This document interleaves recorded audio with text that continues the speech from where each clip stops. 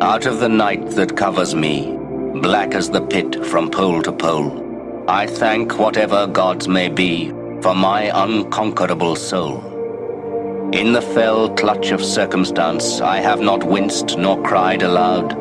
Under the bludgeonings of chance, my head is bloody but unbowed. Beyond this place of wrath and tears looms but the horror of the shade, and yet the menace of the years finds and shall find me unafraid. It matters not how strait the gate, how charged with punishments the scroll. I am the master of my fate. I am the captain of my soul.